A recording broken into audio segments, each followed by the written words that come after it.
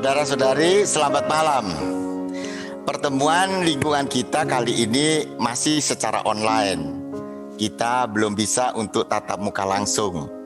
Tapi saya yakin Tuhan tetap hadir di antara kita. Sesuai dengan tema yang kita dapatkan dalam bulan keluarga ini, biarlah anak-anak datang kepadaku, maka kita akan bercerita mengenai pengalaman-pengalaman dalam keluarga, sehingga kita bisa memberikan masukan dan menguatkan satu dengan yang lain. Mari kita awali pertemuan kita ini dengan doa pembuka. Silakan Bu Magda. Bapak Ibu, mari kita berdoa. Dalam nama Bapa dan Putra dan Roh Kudus. Amin.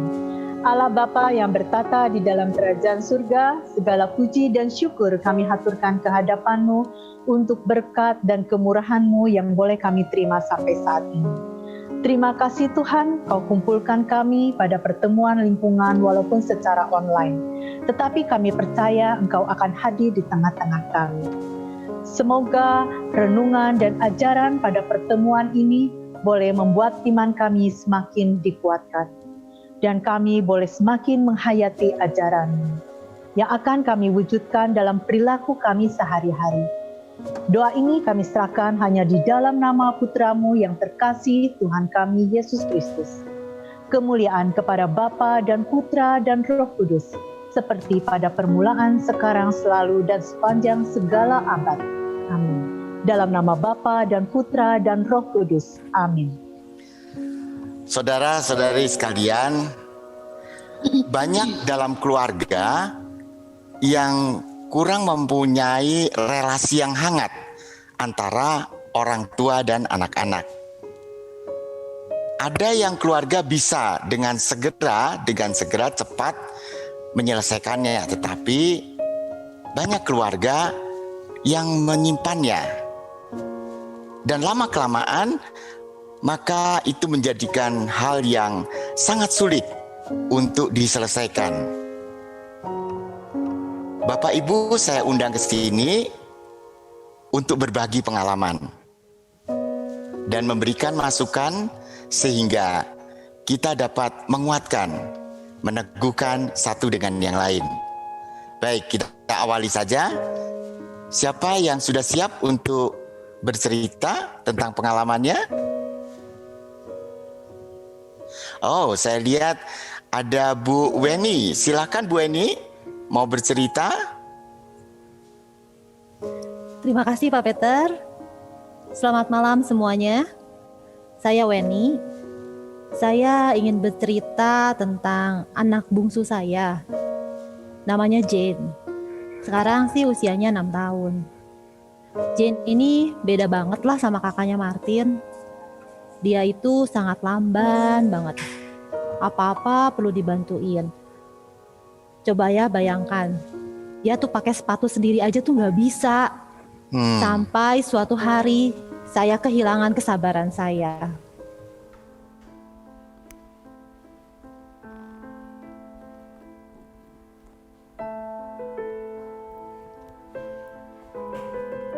Aduh Jane, masih belum pakai sepatu? Mau sama mama aja. Gak bisa, ayo pakai sendiri. Mama sama mama aja. Kamu gimana sih? Segala sama mama. Mandi sama mama. Pakai baju tadi dipakein sama mama. Makan tadi masih disuapin. Masa pakai sepatu gak bisa pakai sendiri? Mau jadi apa kamu? Sama mama aja. Ya udah, kalau nggak bisa, kita udah telat ini, mau pergi. Kita pergi sekarang. Udah pergi aja. Gak usah pakai sepatu. Enggak. Kalau nggak mau, pakai dong sepatunya. Mau sama mama aja. Ya udah, kalau gitu mama tinggal ya. Kamu sendirian di rumah. Enggak, Jen mau ikut. Kalau mau ikut, pakai sepatunya sekarang, Jen. Ayo pakai. Teman-teman kamu seusia kamu tuh ya, segalanya udah bisa sendiri, tahu nggak? Kak Martin aja, lagi dulu lebih kecil dari kamu, itu udah bisa semua ngerjain sendiri. Aduh Jane, coba lihat ini. Mana kiri, mana kanan? Kebalik tahu, pakai sepatu gini aja masa nggak bisa? Mau sama mama aja. Gimana sih kamu? Ayo dong pakai. Enggak. Jadi apa kamu, Jen? Mana mau aja. Pakai sepatunya nih, gini nih. Nih. Tuh, cuma gini aja masa nggak bisa? Mana mau. Kesannya saya ini jadi mama yang jahat. Dikit-dikit marah, dikit-dikit marah. Padahal saya tuh cuma ingin supaya Jen jadi anak yang mandiri. Tapi sekeras apapun saya berusaha, kok Jen kayaknya makin bergantung sama saya. Gimana ya caranya supaya Jen bisa jadi anak yang mandiri? Bapak Ibu, ada yang mau berkomentar? Ini Peter ya, Bu Eni, apa yang dialami oleh Bu Eni, dialami juga oleh istri saya. Anak kami, anak tunggal. Karena anak satu-satunya, maka istri saya sangat menyayangi. Bahkan cenderung overprotective. Sehingga kalau anak itu mau naik kursi, dilarang. Mau ke dapur, dilarang. Singkatnya karena takut jatuh lah, takut terluka lah. Akibatnya anak kami itu jadi tumbuh menjadi seorang anak yang tidak percaya diri. Nah mungkin juga itu yang dilakukan oleh Bu Eni. Seharusnya pekerjaan itu dilakukan oleh Jen, tapi semua karena tidak sabar, Ibu Eni sendiri yang melakukannya. Sehingga Jen itu tumbuh menjadi anak yang kurang percaya diri juga. Tapi memang Jen anaknya yang lambat. Beda sama kakaknya Martin. Dia kalau misalnya saya tungguin, makan aja 1 jam tuh nggak beres. Pakai sepatu aja nggak bisa. Gimana ya supaya Jen itu jadi anak yang lebih cekatan? Bu Eni, kelihatannya kitanya harus lebih sabar, Bu. Karakter anak kan beda-beda ya. Kakaknya gesit, tapi adiknya kan belum tentu. Ya, diajarin aja lah dikit-dikit. Lebih sabar, lebih telaten ya Bu. Dan kalau Jen dikasih kesempatan, dikasih kepercayaan, sepertinya Jen bisa mandiri kok. Baik, Ibu dan Bapak. Apakah ada yang mau bercerita lagi? Ada yang lain? Saya lihat Pak Samuel sudah siap Pak untuk berbagi pengalaman? Ya Bapak Ibu, saya mau cerita soal keluarga kami, khususnya masalah anak-anak nih. Silakan, kami mendengarkan. Oke, selamat malam semuanya. Kenalkan, nama saya Samuel. Malam ini saya hadir bersama istri saya, Berta. Jadi gini ceritanya nih Bapak Ibu. Anak kami ada 2. Yang besar namanya Andre, dia udah SMA kelas 10. Yang kecil namanya Anissa, masih SMP kelas 7. Kami tuh cukup kecewa dengan anak-anak kami ya. Malesnya luar biasa Bapak Ibu. Aduh. Sekarang kan kita tahu sekolah lagi online nih, masa pandemi sekolah online. Kayaknya simpel, sekolahnya dari rumah, tapi ternyata tugas dan PR-nya tuh malah banyak gitu ya. Dan itu nggak mah? Kita sebagai orang tua kayaknya udah bayar sekolah itu mahal-mahal, tapi kayaknya sekolah malah lebih santai, lebih simpel aja. Guru-guru enak aja kasih tugas, kasih PR secara online. Kita juga jadi ikut repot sebenarnya orang tua. Dan saya sebetulnya udah minta ke anak sulung saya Andre, tolonglah Andre bisa bantu pelajaran adiknya Anissa. Tapi nggak bisa diandalin Bapak Ibu. Gimana mah? Iya, kita udah capek kerja, pulang-pulang masih harus bantu bikin PR, bikin tugas. Nah, ini dikerjain dulu yang di dalam kurungnya, baru bisa kita kalikan. Nah, yang di dalam kurungnya ini kan 64. Nah, berapa 64 kali 90?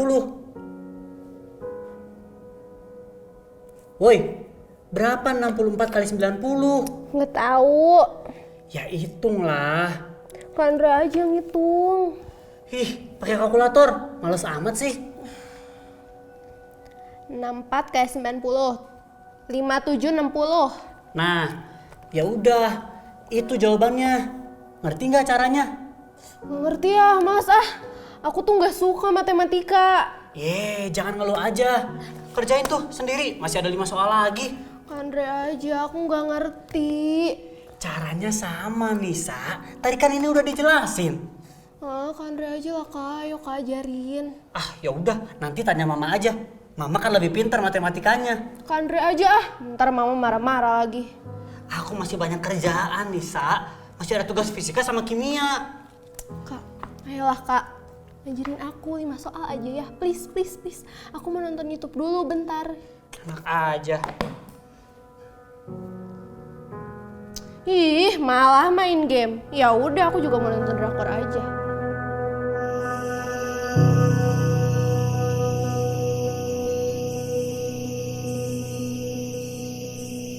Nah ya, terus maju. Aduh, dikit lagi. Terus. Ya. Malah main HP. Tugas dan PR kalian sudah selesai belum? Andre, Nisa, dengar Mama nggak? 5 soal lagi, Ma. Nunggu Mama. Nunggu Mama? Emang Mama yang sekolah? Soalnya susah, Ma. Nisa nggak ngerti. Mama ajarin dong. Aduh Nisa, Mama tuh udah capek dari pagi sampai malam kerja cari uang, jam segini baru pulang. Masih harus bantu kamu bikin PR. Dre, ajarin Nisa dong. Kamu sebagai kakak tuh harus bisa ngajarin adik kamu. Dari tadi udah diajarin. Tapi Mama kan lebih jago matematikanya. Andre, denger ya. Kamu tuh harus bisa mikir sedikit. Kamu nggak lihat nih, Papa Mama pulang sampai malam cari uang buat kamu berdua. Malah main-main terus. Tugas sekolah kamu udah beres belum? Belum. Balikin HP-nya. Malah ngelawan lagi. Tugas sekolah kamu udah beres belum? Dari tadi tuh Andre ajarin Nisa. Makanya tugas sekolah Andre belum selesai. Ya, mau alasan aja. Kalian tuh udah besar, kalian tuh harusnya udah bisa mikir. Papa sama Mama tuh kerja dari pagi sampai malam cari uang buat apa? Buat makan, buat uang sekolah, buat bayar internet. Pulang ke rumah udah capek masih harus bantuin kalian bikin PR. Andre, Mama belum selesai ngomongnya. Andre. Udah. Mama sama Papa tuh egois, bisanya cuma marah-marah. Emang aku sama Kak Andre cuma butuh duit? Enggak, aku juga butuh perhatian kasih sayang.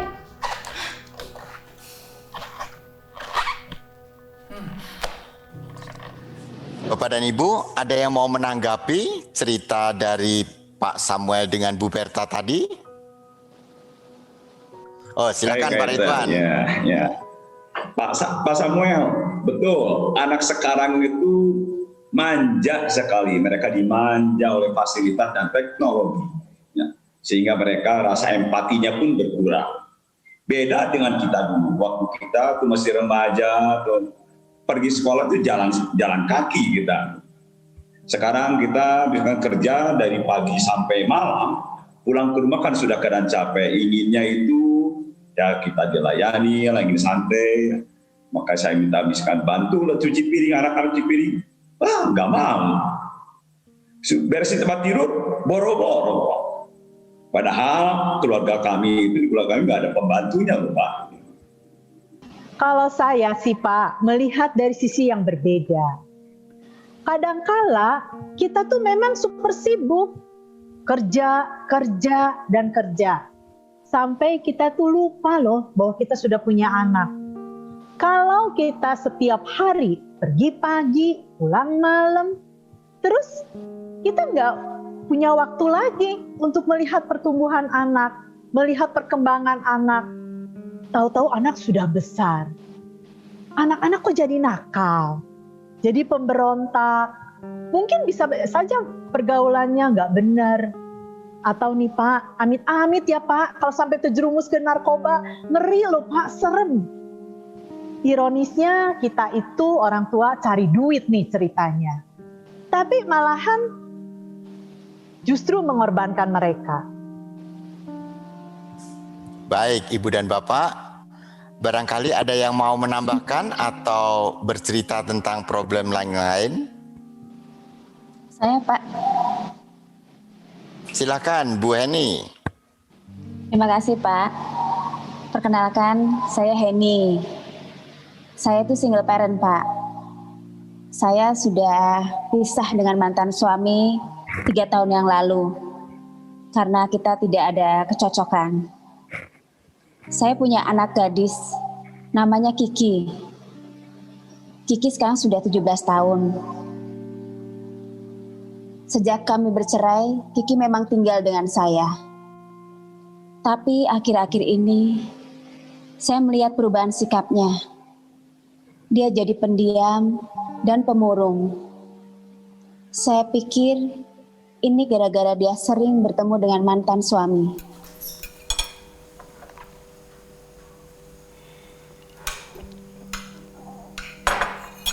Ada apa, Ki?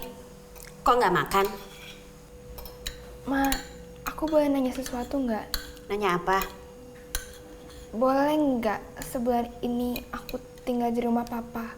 Papa ngajak aku tinggal di rumahnya. Nggak boleh. Ma, please. Itu sudah final, Ki. Kamu nggak perlu ketemu dia lagi. Mama kan sudah bilang, kamu nggak perlu berhubungan lagi dengan dia. Tapi dia papa aku, Ma. Kondisinya sudah beda, Ki. Dia bukan papa kamu lagi. Mama boleh benci Papa, tapi aku tetap butuh Papa. Dengar, Ki. Dia itu bukan panutan kamu. Dia nggak pantas jadi papa kamu. Mama kan sudah bercerita sama kamu. Dia selingkuh. Bukan hanya 1 atau 2 tahun, tapi belasan tahun. Ngerti kamu? Sejelek apapun Papa, Papa tetap papa aku, Ma. Oh, rupanya kamu sudah mulai terpengaruh sama dia ya? Mulai sekarang, awas ya kalau kamu berhubungan lagi sama dia. Kalau Kiki mau ikut Papa gimana? Bagus ya. Kamu dan dia sekongkol buat nyakitin hati Mama. Kamu lebih senang tinggal sama ibu tiri daripada sama mama kandung kamu sendiri. Mama gak ngerti perasaan Kiki. Kiki!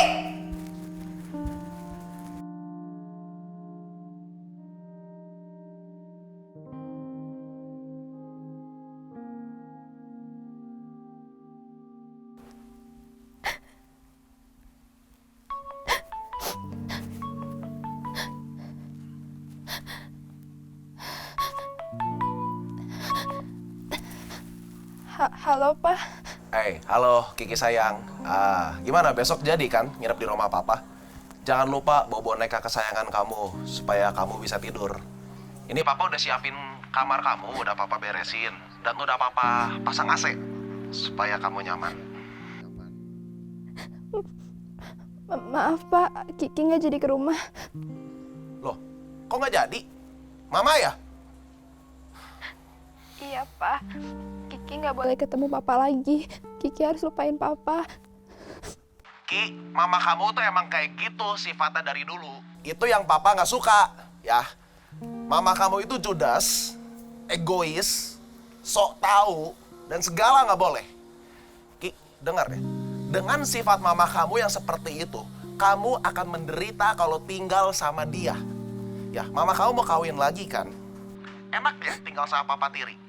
Itu, Om Anton masih suka ke rumah kan? Kenapa sih? Papa dan Mama itu cuma bisa saling menyalahkan. Aku nggak tahu harus dengar yang mana. Kalian cuma menebar kebencian. Ki, dengar Papa. Ya, kamu udah gede. Kamu udah 17 tahun. Kamu harus bisa tentuin sikap. Ya, mau tinggal sama Papa atau sama Mama? Aku nggak mau dua-duanya. Loh, maksudnya? Aku nggak punya orang tua. Aku yatim piatu.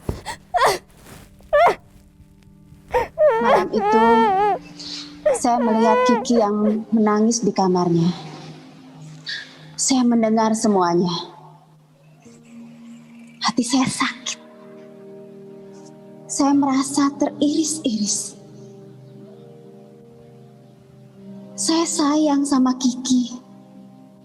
Saya juga nggak ingin berpisah. Saya mendambakan keluarga yang harmonis. Tapi kejadian sudah terjadi. Saya harus bagaimana? Ya, Bu Heni, saya bisa merasakan kepedihan hati Bu Heni. Seandainya saya sebagai Bu Heni, mungkin saya akan melakukan hal yang sama, Bu.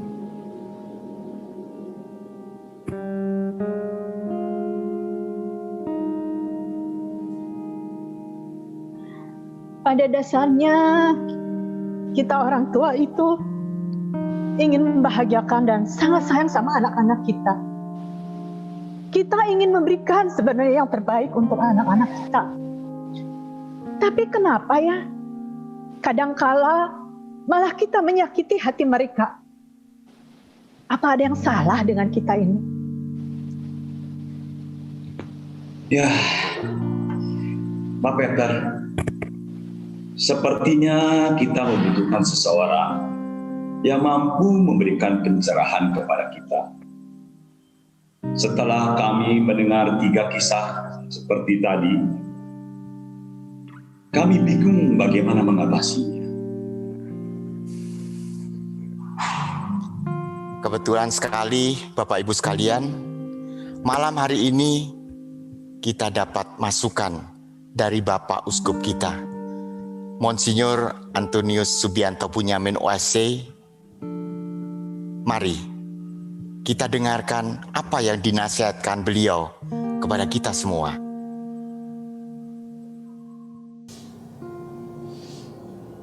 Saudara-saudari yang terkasih, malapetaka pandemi COVID-19 bisa menjadi berkat, yaitu saat dan kesempatan bagi keluarga-keluarga untuk melakukan rekonsiliasi dan konsolidasi sebagai keluarga, hingga menyadari dan menjalani hakikat perkawinan dan keluarga, yang salah satunya adalah mempunyai prime time, waktu yang bermutu sebagai keluarga, waktu bersama, terutama antar suami istri, anak dan orang tua, sehingga hubungan mereka makin akrab dan dekat. Setiap kali saya bertemu calon pengantin, saya bertanya, apakah kalian ingin mempunyai anak? Mereka menjawab, tentu. Pertanyaan ini bukanlah sekedar bertanya soal keinginan, tetapi saya mau mengingatkan akan panggilan yang menjadi salah satu hakikat perkawinan, yaitu kelahiran dan pendidikan anak-anak secara Katolik, yang tanpa niat tulus tersebut tak mungkin ada perkawinan Katolik yang sah. Panggilan hidup berkeluarga adalah anugerah, sekaligus kewajiban dan tanggung jawab untuk mendidik anak-anak, sebagaimana ditegaskan oleh Sri Paus Fransiskus dalam audiensi umum pada 20 Mei 2015 dengan tema pendidikan anak-anak adalah panggilan kodrati keluarga. Bapa Suci mengingatkan kita akan anugerah dan panggilan mendidik anak-anak dengan kasih sayang yang timbal balik, yang menumbuhkan iman dan harapan, kebebasan dan keberanian pada anak-anak. Beliau mengutip surat Paulus kepada jemaat di Kolose 3, 20-21. Hai anak-anak, taatilah orang tuamu dalam segala hal, karena itulah yang indah dalam Tuhan. Hai bapak-bapak, janganlah sakiti hati anakmu, supaya jangan tawar hatimu. Demikian pula ditegaskan dalam 1 Timotius 6, 1-9. Bagaimana anak harus taat dalam kasih kepada orang tua, dan orang tua mendidik anak-anak dalam ajaran dan nasihat Tuhan. Sri Paus Fransiskus memaklumi dan turut prihatin bahwa permasalahan dalam keluarga ini sangat kompleks dan unik, hingga banyak keluarga mengalami kesulitan dalam menunaikan tanggung jawab mendidik anak-anak secara Katolik. Akan tetapi dalam kasih selalu ada jalan untuk mendidik anak-anak. Dalam Tuhan selalu ada hikmat untuk membesarkan anak-anak sesuai kehendak Tuhan. Saudara-saudari yang terkasih, kita pernah mengalami sebagai anak kecil dengan berbagai peristiwa, entah positif penuh sukacita atau negatif diliputi duka cita. Tentu kita bermimpi mempunyai masa kecil yang indah sebagai gerbang masa depan damai sejahtera. Anehnya, mengapa ada orang tua yang tega memperlakukan anak-anak secara tidak manusiawi, hingga terluka dan sengsara karena terlalu menuntut anak-anak untuk begini dan begitu, sementara kondisi anak-anak itu unik, tidak sama. Anak-anak bukanlah robot yang sama diperlakukan demikian dan begitu, diprogram seirama, bukan. Tetapi manusia yang mempunyai hati dan budi dengan perasaan dan pikirannya sendiri. Mereka belum pernah menjadi orang tua, sementara kita pernah menjadi anak-anak. Waktu anak-anak kita ingin menjadi anak yang ceria, bahagia, penuh sukacita. Mengapa kita tidak mengusahakannya sekarang untuk anak-anak kita? Kalau sayang ternyata kita mengalami masa kanak-kanak yang kurang ideal, jangan hal yang sama, bahkan lebih buruk terjadi pada anak-anak kita. Untuk itulah orang tua dipanggil untuk menuntut diri sendiri. Bagaimana menjadi orang tua yang baik. Bukan hanya menuntut anak-anak menjadi anak yang baik. Harus begini, harus begitu. Dulu mama begitu, dulu papa begitu. Dulu ayah seperti ini, ibu seperti itu. Situasi dan kondisi sudah berubah. Apalagi di masa pandemi ini. Saudara-saudari yang terkasih, 3 kisah keluarga yang baru saja kita saksikan adalah sebagian permasalahan yang dialami oleh keluarga. Ibu Weni yang mempunyai 2 anak dan membandingkan kedua anaknya, Jane dan Martin, serta mau memperlakukan dan menuntut anaknya sama, padahal situasi dan kondisi berbeda.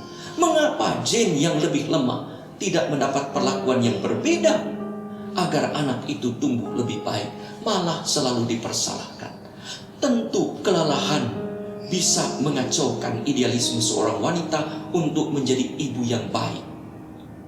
Ibu Weni pun kecewa pada diri sendiri. Maunya menjadi ibu yang ideal, penuh kasih, tapi jadinya dianggap sebagai ibu yang suka marah-marah. Pak Samuel dan Ibu Berta dalam kisah kedua merasa capek bekerja dan sangat kecewa ketika melihat Andre dan Anissa yang tidak mengerjakan PR, malah main HP. Padahal anak-anak menunggu orang tua karena mereka tak bisa mengerjakan PR dan ingin orang tua membantu mereka, mendampingi, ada waktu bersama. Tapi orang tua menuntut anak-anak untuk tidak mengganggu orang tua lagi karena sudah capek membanting tulang. Sementara dalam kisah Ibu Heni yang berpisah dengan suaminya Pak Rudi, kita melihat mereka saling menjelekan satu sama lain. Ibu Heni melarang anaknya, anak semata wayangnya Kiki, untuk berhubungan lagi dengan ayahnya yang dianggap tidak pantas menjadi ayah. Pak Rudi pun menjelekan ibunya yang tak pantas menjadi ibu. Karena egoisme orang tua, anak pun merintih bagaikan anak yatim piatu, padahal kedua orang tuanya masih hidup. Anak membutuhkan ibu dan bapak. Bukan soal mereka harus sempurna, tetapi figur orang tua yang hadir. Saudara-saudari yang terkasih, ketiga kisah tersebut tidak akan terjadi kalau kita mendengarkan nasihat Sri Paus Fransiskus agar para orang tua fokus pada tugas kodratinya mendidik dan membesarkan anak-anak dalam kasih dan menumbuhkan anak-anak dalam harapan dan iman. Anak-anak membutuhkan kasih, anak-anak membutuhkan kehadiran orang tua, dan orang tua perlu berkorban, termasuk mengatasi egoisme dan kepentingan pribadi. Misalnya, dengan tidak saling menjelekkan satu sama lain di hadapan anak sekalipun ada kekurangan, tetapi memberi teladan hidup Kristiani dan menyemangati, bukan melemahkan anak-anak. Saudara-saudari yang terkasih, dalam kisah Injil Markus 10, 13, 16, orang tua memperlakukan apa yang dipuji oleh kita semua, yaitu membawa anak-anak kepada Yesus, tetapi dihalang-halangi oleh para murid. Melihat itu Yesus marah besar. Biarkan anak-anak ini datang kepadaku, jangan menghalang-halangi mereka. Para murid kaget. Padahal sebelumnya Yesus mengecam mereka yang merusak masa depan anak-anak dengan berkata pada Markus 9:42, barang siapa menyesatkan salah satu dari anak-anak kecil yang percaya ini, lebih baik baginya jika sebuah batu kilangan diikatkan pada lehernya lalu ia dibuang ke dalam laut. Orang tua diajak untuk menjadi teladan bagi anak-anak, bukan menjadi batu sandungan yang menyesatkan orang tua. Sementara para murid masih terdiam, Yesus menunjukkan 3 gerakan kegembalaan orang tua yang mengasihi anak-anak, yaitu memeluk, menumpangkan tangan, dan memberkati. Memeluk adalah tindakan merangkul, membangku, menjadikan satu. Gambaran bahwa komitmen orang tua terhadap anak, hidupmu adalah hidupku, masa depanmu adalah masa depanmu. Hidupmu sekarang menjadi bagian dari hidupmu. Itulah tindakan seorang gembala. Menumpangkan tangan adalah tindakan menurunkan otoritas dan kapasitas moral dan spiritual. Itulah yang dilakukan oleh para nabi saat menumpangkan tangan mengurapi seseorang. Memberkati adalah tindakan menguduskan dan mendekatkan orang pada Tuhan. Itulah tindakan seorang imam.